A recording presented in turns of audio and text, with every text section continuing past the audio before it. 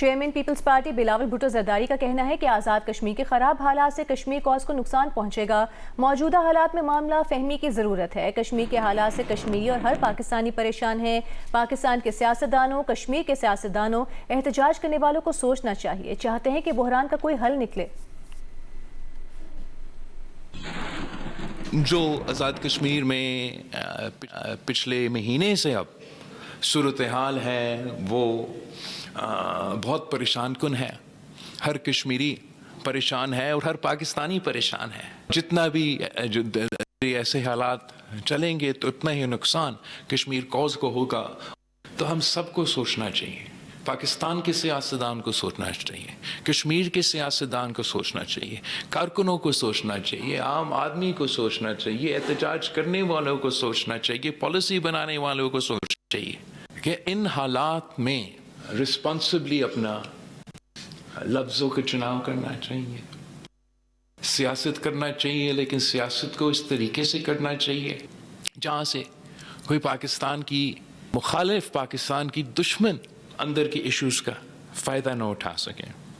جہاں تک پاکستان کی اندر کی آپ کی حق حاکمیت کی سوال ہے، اس سوال کا جواب بھی، اس کا فیصلہ بھی نہ اسلام آباد کر سکتا ہے، نہ پاکستان کا کوئی اور شہر کر سکتا ہے۔ کشمیر کا فیصلہ کشمیر کرے گا اور کوئی نہیں کر سکتا۔ میرے نقطۂ نظر طریقہ کار موجود ہے۔ الیکشن، ایک کانسٹیٹیوشنل کنونشن لایا جا سکتا ہے۔ اس کانسٹیٹیوشنل کنونشن میں یہ سوال رکھا جا سکتا ہے کہ کیا مزید اصلاحات کی ضرورت ہے؟ کوئی بندوق کے زور پہ یا دھرنا کے زور پہ نہ آئین ترمیم ہو جاتا ہے، نہ ہم ڈکٹیشن کل ماننے کے لیے تیار تھے، نہ آج ماننے کے لیے تیار ہے، لیکن ڈیبیٹ کرنے کے لیے تیار۔ Chairman peoples party Bilawal Bhutto Zardari نے کل عزم جوائنٹ عوامی ایکشن کمیٹی کو جوابی خط میں آزاد کشمیر میں جانوں کے ضیاع کو قومی سانحہ قرار دیا۔ خط میں لکھا کہ ہر کشمیری کی جان قیمتی ہے، سیاسی، معاشی اور آئینی حقوق کے لیے پرامن احتجاج عوام کا حق ہے، موجودہ محاذ آرائی طاقت یا اشتعال انگیز الزامات سے حل نہیں ہو سکتی۔ بلاول بھٹو نے خط میں سچائی اور مفاہمتی کمیشن کے قیام کی تجویز پیش کرتے ہوئے لکھا کہ وہ چاہتے ہیں کہ مظاہرین اور قانون نافذ کرنے والوں کے خلاف الزامات کی غیر جانبدار تحقیقات ہوں۔ کمیشن تمام فریقین کے موقف، شکایات اور حقائق کا جائزہ لے، سیاسی، قانونی اور انتظامی معاملات پر سفارشات مرتب کرے۔ کمیشن کے قیام پر اتفاق ہو تو لانگ مارچ اور دھرنے معطل کیے جائیں۔ حکام بھی کمیشن کے نتائج تک مزید اقدامات سے گریز کریں۔ پیپلز پارٹی کشمیر میں بحران کے حل میں اپنا کردار ادا کرنے کو تیار ہے۔ بلاول بھٹو نے کل عدم جوائنٹ عوامی ایکشن کمیٹی سے اپنی تحریک کو پرامن رکھنے کی بھی درخواست کی اور کہا کہ یہ اپیل ہتھیار ڈالنے کے لیے نہیں، انسانی جانیں بچانے کے لیے ہے۔ اسلام آباد میں لائف سٹاک کی استعداد سے متعلق قومی سیمینار کا اہتمام کیا گیا ہے۔ اس وقت وفاقی وزیر رانا تنویر حسین سیمینار سے خطاب کر رہے ہیں۔ ہم نے وہ تمام جو آپ کا ویژن تھا اس کو آگے لے کے بڑھے اور کافی سارے ہم نے اس میں پروگریس کی ہے۔ آپ نے سب سے پہلے 1000 جو اسٹوڈنٹ تھے، گریجویٹ اسٹوڈنٹ، ان کو ایک اکوپ کرنے کے لیے ود ماڈرن نالج اور جو انٹرنیشنل پریکٹسز ہیں اس پہ جو ٹیکنالوجی ہے اسے اکوپ کرنے کے لیے چائنا میں آپ نے بھیجا، جو بڑا سکسیسفلی اللہ تعالیٰ کے فضل سے وہ سارا وہاں سے کامیابی سے سارا کورسز کر کے آئے ہیں، اور وہ ڈیفینیٹلی یہاں ایگریکلچر سیکٹر کو آگے لے کے چلیں گے۔ تو اسی طرح آپ نے جو یہاں ایک ادارہ ہے پاکستان ایگریکلچر ریسرچ کونسل، اس کو ٹرانسفارمیشن کے لیے آپ نے ٹاسک دیا ہمیں، اور آپ کی ڈائریکشن پہ آپ کے ویژن کے مطابق جو ایک چائنیز ہماری اکیڈمی ہے، جو Chinese academy of agriculture science ہے، وہ ان کا پریمیم ادارہ ہے، اس کے ساتھ آپ نے ہمیں کولیبوریشن کرائی، ان کی یہاں ٹیم آئی، اس نے سارے سسٹم کو دیکھا، پھر اپنی ریکمنڈیشن دی جس پہ آپ نے ابھی امپلیمنٹیشن کی ہمیں ٹاسک دیا ہے، اور انشاءاللہ یہ ٹرانسفارمیشن آنے والے دنوں میں ہو جائے گی۔ اس کے تحت ہم نے کوئی 5 سینٹر ایکسیلنس بھی اسٹیبلش کرنے جا رہے ہیں، مختلف وہ کراپ پہ ہوں گے، مختلف اس میں ٹیکنالوجی لائیں گے جو چائنا کی سپورٹ سے ہوگی، اور انشاءاللہ اس سے بھی بہت زیادہ ہماری گروتھ آئے گی۔ پھر آپ نے اس ایگریکلچر پروڈکٹس کو سمجھتے ہوئے کہ یہ ایک ایسا پاکستان میں لائف سٹاک کی استعداد کے حوالے سے قومی سیمینار کا انعقاد کیا گیا ہے۔ وفاقی وزیر رانا تنویر حسین خطاب کریں۔ ایک بار پھر آپ کو براہ راست لیے چلتے ہیں۔ پاکستان میں لائف سٹاک کی استعداد کے حوالے سے قومی سیمینار سے وزیر اعظم شہباز شریف خطاب کر رہے ہیں۔ زرعی شعبے سے ताल्लुक़ रखने वाले हमारे मुअज़्ज़ज़ agriculturist, federal secretaries, government officials, ख़वातीन व हज़रात, अस्सलाम वालेकुम। मैं आज यहाँ पे पाकिस्तान के लाइफ स्टॉक के शोबे के हवाले से जो सेमिनार मुनक़िद किया गया है, उस हवाले से मैं तमाम मुंतज़मीन को दिल की गहराइयों से मुबारकबाद पेश करना चाहता हूँ। और इस हवाले से green corporate life stock initiative के मैनेजर्स को, सेक्रेटरी फूड सिक्योरिटी और तमाम मुतल्लिका साथियों को तासीन पेश करना चाहता हूँ कि उन्होंने पाकिस्तान में लाइफ स्टॉक के हवाले से जो काविशें की हैं वो यकीनन लायके तारीफ़ हैं, मगर ये एक लंबा सफ़र है और इस सफ़र को हमें सब मिलकर हमें तय करना है, यानी वफाक और सूबाई हुकूमतों ने मिलकर। यहाँ पर सूबों से तशरीफ़ लाए हुए मिनिस्टर्स और सूबाई अफसरान को भी मैं खुश आमदीद कहता हूँ, मगर अब हमें बातों से आगे बढ़कर अमल की तरफ बड़ी तेज़ी से बढ़ना है। यहाँ पर मोहतरम वज़ीर फूड सिक्योरिटी ने तकरीर फरमाई और फिर आपने दूसरी यहाँ पर प्रेजेंटेशन देखी है, मगर हकीकत ये है कि आज पाकिस्तान को अल्लाह ताला ने जो ज़रख़ेज़ ज़मीन अता फरमाई है, पानी, पहाड़, दरिया और बहुत ही मेहनती काबिल किसान जो कि चारों सूबों में, आज़ाद कश्मीर में, गिलगित बल्तिस्तान में दिन रात मेहनत करते हैं, लेकिन जदीद आलात, जदीद टेक्नोलॉजी ना होने की बिना पर आज हम खित्ते में जो दूसरे ममालिक हैं, इस शोबे में हम बहुत पीछे हैं। आप देखिए कि पाकिस्तान जिस तरह यहाँ पर बताया गया, दुनिया का चौथा मुल्क शुमार होता है दूध के हवाले से, लेकिन हमारी इस ज़मीन में हमारी कितनी वैल्यू एडिशन है। गोश्त को ले लीजिएगा, दुनिया की जो ट्रेड है वो कई सौ अरब डॉलर की है। हमारा पोटेंशियल अल्लाह ताला के फजल करम से बेपनाह है।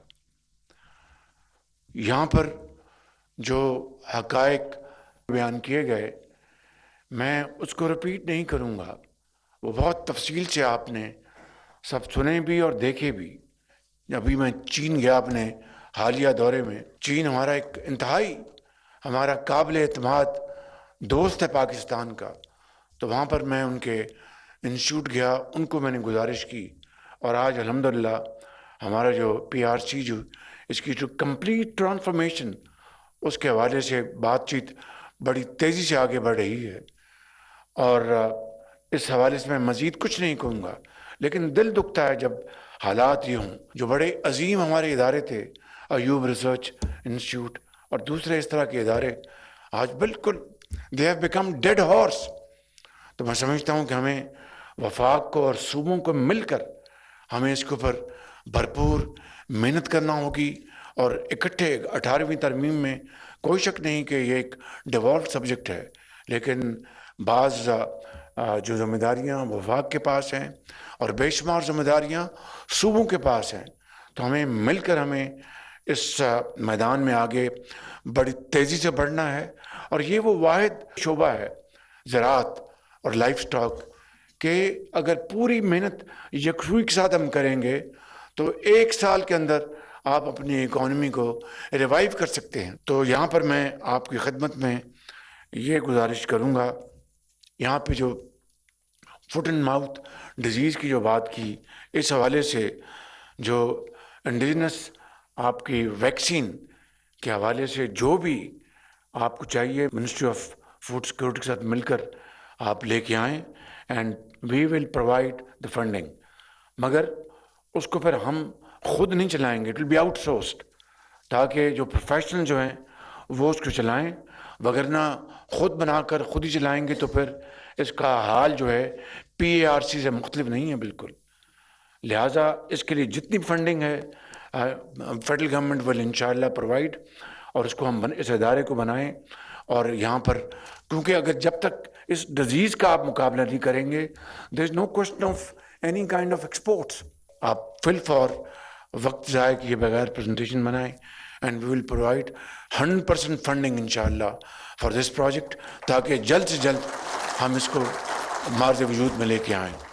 دوسری بات اس حوالے سے وہ یہ ہے کہ ہماری جو بچے اور بچیاں جو اس زراعت میں کے میدان میں جنہوں نے گریجویشن کی ہیں اور ان کو بہت شوق ہے، جس طرح ہم نے 1000 بچے اور بچیوں کو چین فار ریفریشر کورس کے لیے بھجوایا تھا، وفاق نے اپنے وسائل سے، میں وہاں پر پھر اعلان کر کے آیا ہوں کہ اس سال 1000 بچے اور بچیاں 4 صوبوں سے ہم پھر بھجوائیں گے جو فریش گریجویٹس ہیں وہاں پر جا کے ٹریننگ کے لیے.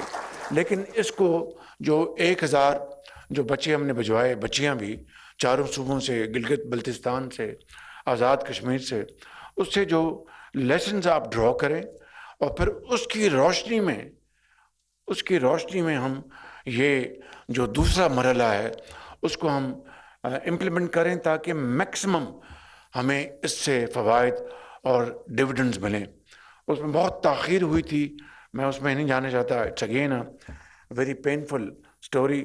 یعنی وہاں پر میرٹ کو بالکل کمپرومائز کیا جا رہا تھا اور سفارشی لوگ وہاں پر بھجوائے جا رہے تھے.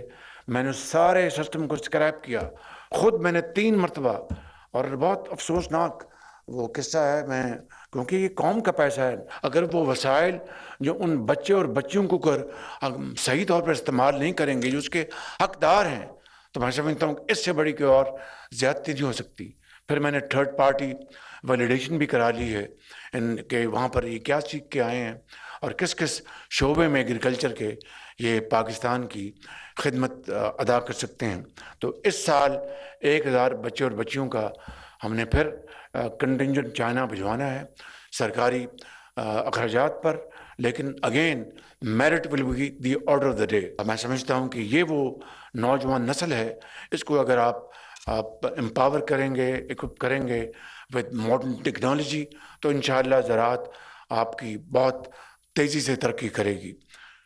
ختاماً میں ایک مرتبہ پھر آپ سب کا شکریہ ادا کرنا چاہتا ہوں اور یہ کہوں گا کہ جدید ٹیکنالوجی اور جدید انیشیٹو جو ہیں AI لیڈ، IT لیڈ، اس سے ہماری زراعت کے اندر ایک انقلاب آئے گا، لائف سٹاک میں ایک انقلاب آئے گا.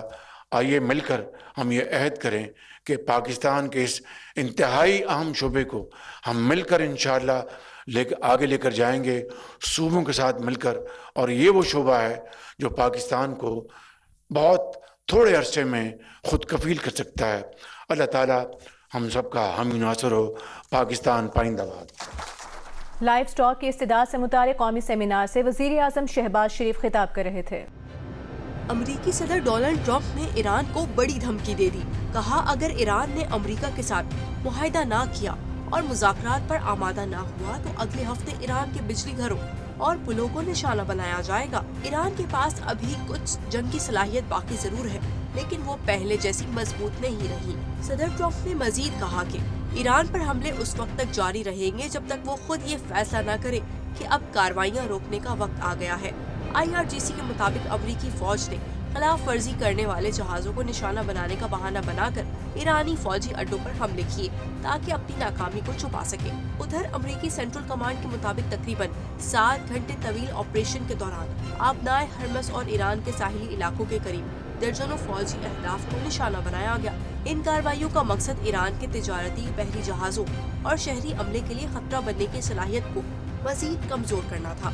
दूसरी जानिब सदर ट्रंप ने आबनाए हरमज में बहरी जहाजों से 20% टोल टैक्स लेने के अपने ऐलान से सिर्फ 24 घंटों के अंदर यू टर्न लेते हुए कहा कि वो अपनी ही तजवीज के हक में नहीं है। ताहम ईरान में अमरीकी कार्रवाइयों के बाद पार्लियामेंट का पहला इजलास भी मुनाकिद हुआ, जहां 290 रुकनी पार्लियामेंट में 180 अरकान ने अमरीका से आयतुल्लाह खामनाई की शहादत का इंतकाम लेने का मुतालबा कर दिया है।